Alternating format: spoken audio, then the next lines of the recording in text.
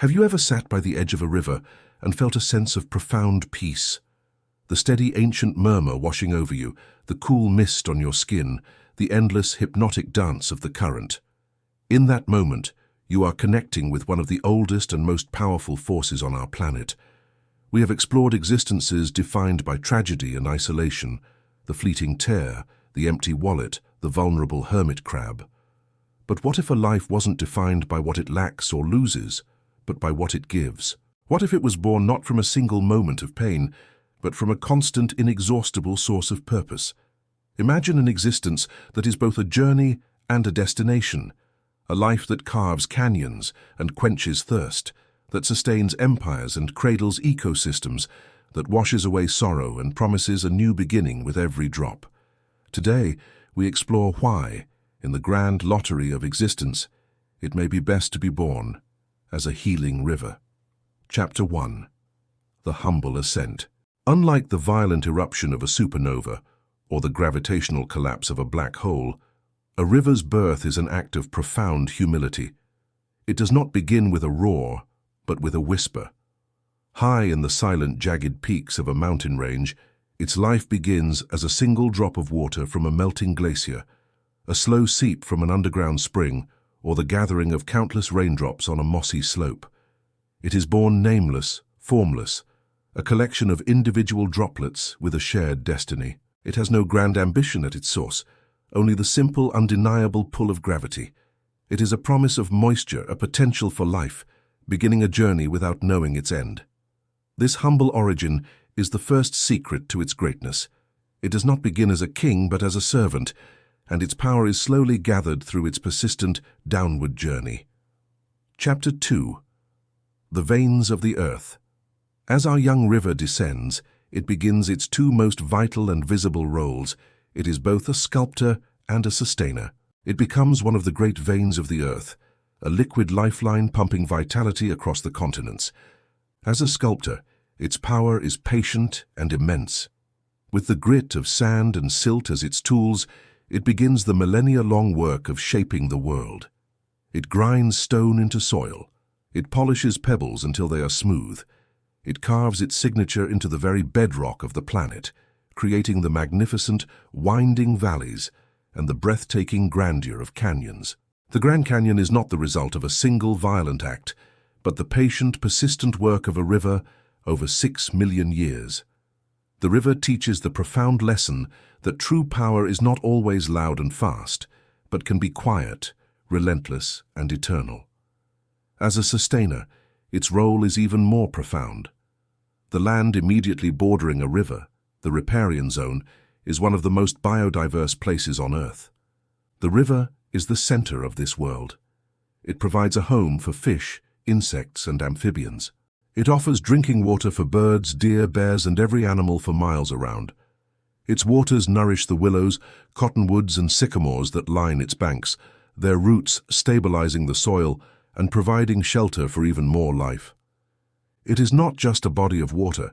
It is the beating heart of a thriving, interconnected ecosystem. It is a flowing oasis. Chapter 3. The Source of Renewal and Healing.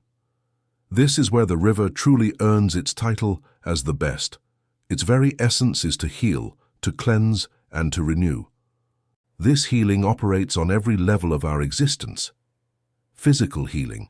For humanity, the river is the cradle of civilization. It is not a coincidence that the great ancient societies, Egypt, Mesopotamia, the Indus Valley, all blossomed on the banks of great rivers, the Nile, the Tigris, the Euphrates, the Ganges. These rivers provided the two essential ingredients for life, water to drink and fertile soil to grow food. Each year their floods would deposit a rich layer of silt, a natural fertilizer that renewed the land and guaranteed a harvest. The river is a farmer, a provider, a source of life-giving water that quenches the thirst of billions. Psychological healing. Why do we feel so calm near flowing water? This isn't just poetry, it's psychology. The concept of blue mind, explored by biologist Wallace J. Nichols, describes the meditative state our brains enter when we are near water. The gentle, repetitive sounds of a flowing river, the gurgles, the ripples, the steady hum, create a predictable and safe auditory environment. The visual patterns of the current are complex yet rhythmic, captivating our attention without demanding it. This allows our brains to disengage from the anxious, overstimulated chatter of modern life. A river is a natural therapist, its very presence lowering stress, increasing feelings of wellness and inspiring creativity. It is a powerful universal experience, that feeling of peace you get from skipping stones, the clarity of thought that comes from a walk along a riverbank. This is the river actively healing your mind. We'd love to hear about your own connection to water. What is a memory you have near a river, a lake, or the ocean that brought you a sense of peace or clarity? Share your story in the comments below.